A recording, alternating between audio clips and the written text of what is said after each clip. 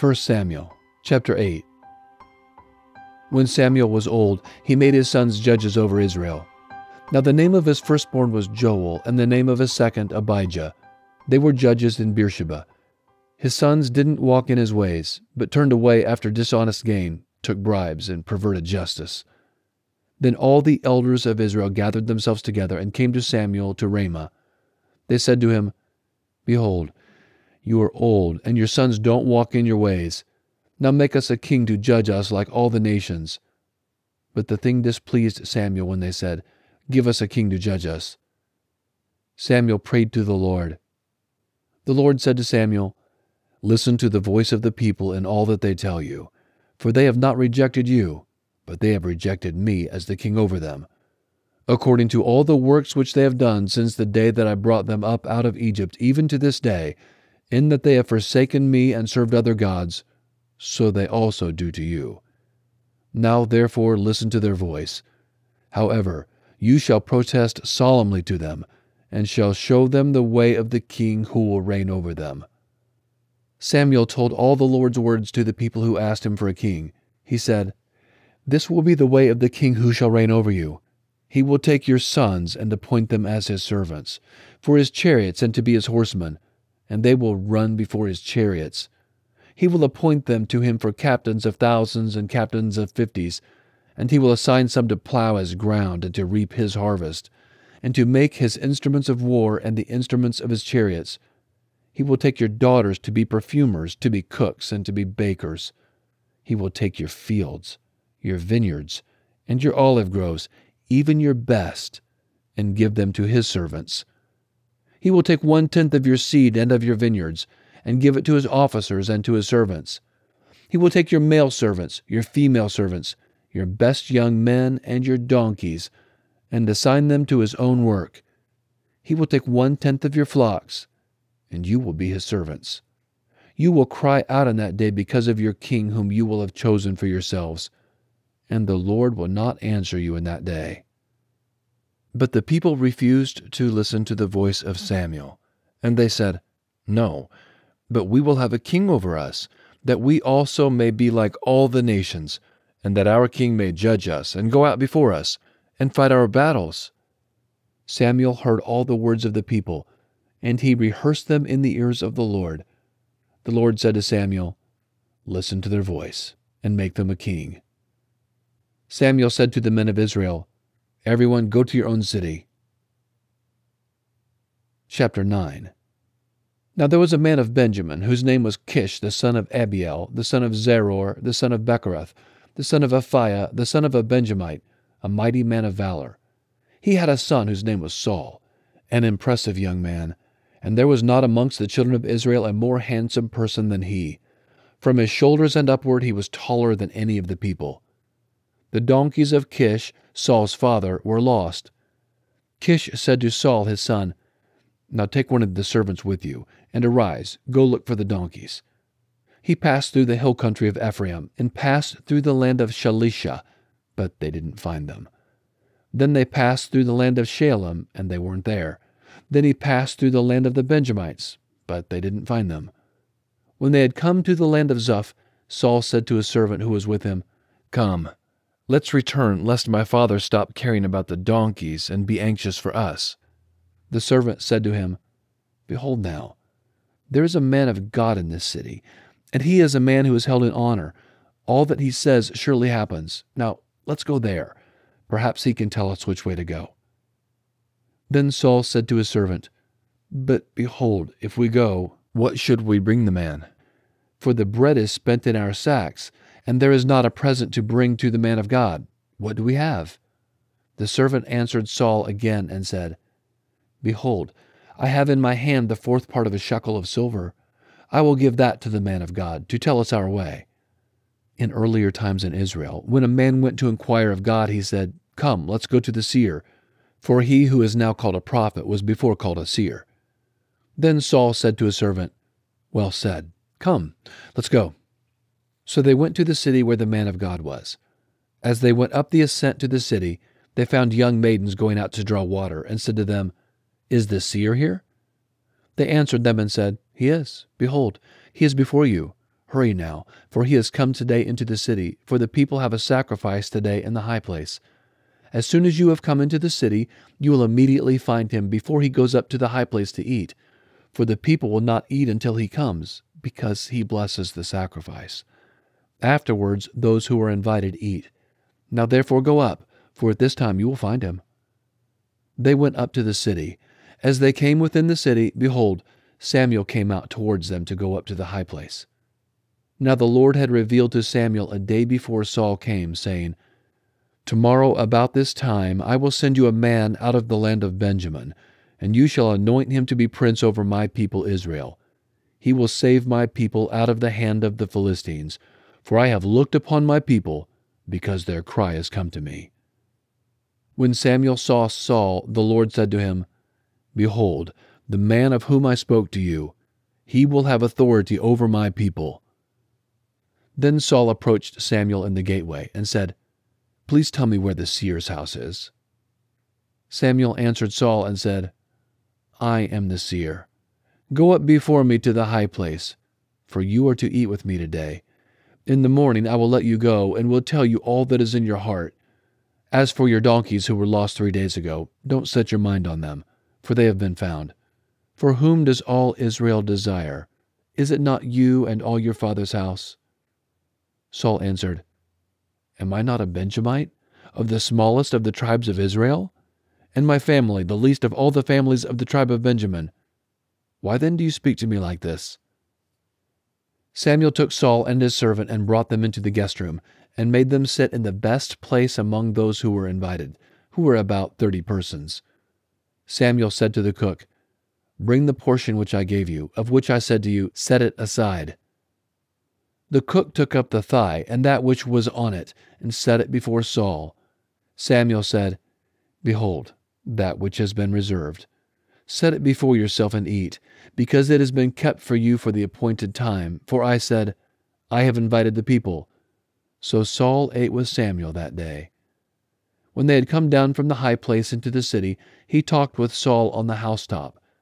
They arose early, and about daybreak Samuel called to Saul on the housetop, saying, "Get up, that I may send you away." Saul arose, and they both went outside, he and Samuel together.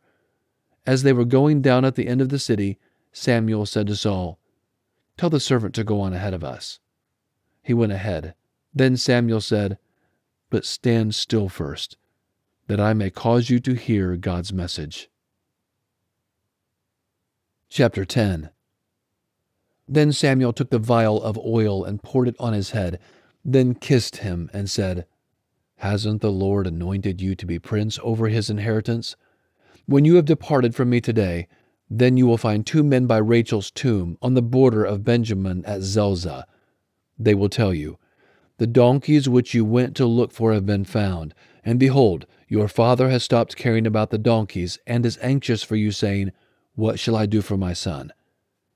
Then you will go on forward from there, and you will come to the oak of Tabor.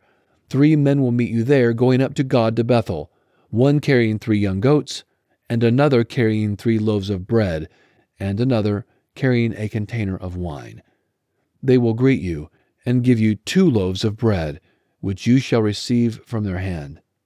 After that, you will come to the hill of God, where the garrison of the Philistines is, and it will happen, when you have come there to the city, that you will meet a band of prophets coming down from the high place with a lute, a tambourine, a pipe, and a harp before them, and they will be prophesying.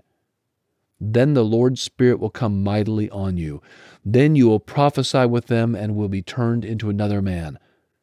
Let it be, when these signs have come to you, that you do what is appropriate for the occasion, for God is with you. Go down ahead of me to Gilgal, and behold, I will come down to you to offer burnt offerings and to sacrifice sacrifices of peace offerings. Wait 7 days until I come to you and show you what you are to do."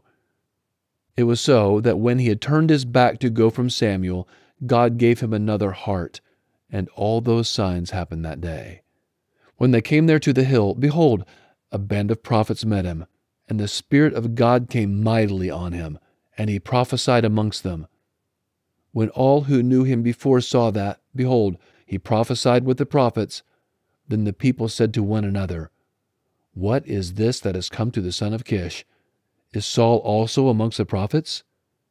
One from the same place answered, "Who is their father?" Therefore it became a proverb, "Is Saul also amongst the prophets?"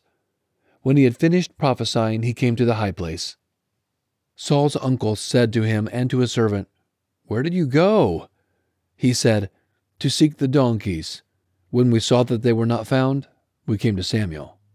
Saul's uncle said, "Please tell me what Samuel said to you."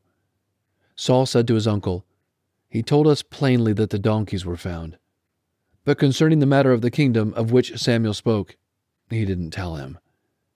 Samuel called the people together to the Lord to Mizpah, and he said to the children of Israel, "The Lord, the God of Israel, says, I brought Israel up out of Egypt, and I delivered you out of the hand of the Egyptians, and out of the hand of all the kingdoms that oppressed you.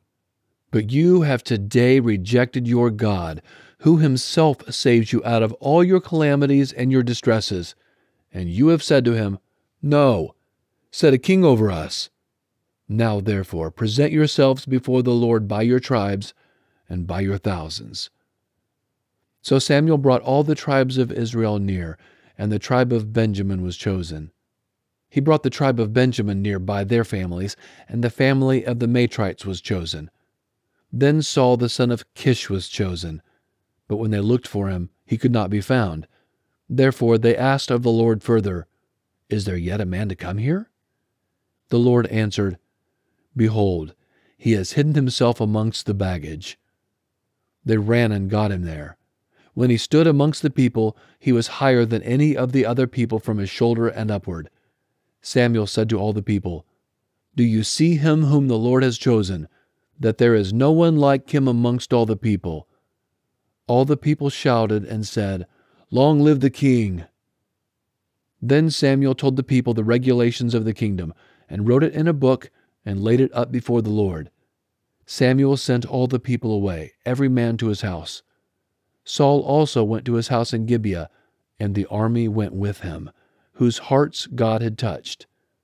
But certain worthless fellows said, "How could this man save us?" They despised him and brought him no tribute, but he held his peace. Chapter 11. Then Nahash the Ammonite came up and encamped against Jabesh-Gilead, and all the men of Jabesh said to Nahash, "Make a covenant with us, and we will serve you." Nahash the Ammonite said to them, "On this condition I will make it with you, that all your right eyes be gouged out. I will make this dishonor all Israel." The elders of Jabesh said to him, "Give us 7 days, that we may send messengers to all the borders of Israel, and then, if there is no one to save us, we will come out to you." Then the messengers came to Gibeah of Saul, and spoke these words in the ears of the people. Then all the people lifted up their voice and wept. Behold, Saul came following the oxen out of the field, and Saul said, "What ails the people that they weep?" They told him the words of the men of Jabesh. God's Spirit came mightily on Saul when he heard those words, and his anger burnt hot. He took a yoke of oxen and cut them in pieces, then sent them throughout all the borders of Israel by the hand of messengers, saying, "Whoever doesn't come out after Saul and after Samuel, so shall it be done to his oxen." The dread of the Lord fell on the people, and they came out as one man. He counted them in Bezek, and the children of Israel were 300,000, and the men of Judah 30,000. They said to the messengers who came, "Tell the men of Jabesh-Gilead, tomorrow, by the time the sun is hot, you will be rescued." The messengers came and told the men of Jabesh, and they were glad. Therefore the men of Jabesh said, "Tomorrow we will come out to you, and you shall do with us all that seems good to you." On the next day Saul put the people in 3 companies, and they came into the middle of the camp in the morning watch, and struck the Ammonites until the heat of the day. Those who remained were scattered, so that no 2 of them were left together. The people said to Samuel, "Who is he who said, 'Shall Saul reign over us?' Bring those men, that we may put them to death." Saul said, "No man shall be put to death today, for today The Lord has rescued Israel." Then Samuel said to the people, "Come, let's go to Gilgal and renew the kingdom there." All the people went to Gilgal, and there they made Saul king before the Lord in Gilgal. There they offered sacrifices of peace offerings before the Lord, and there Saul and all the men of Israel rejoiced greatly.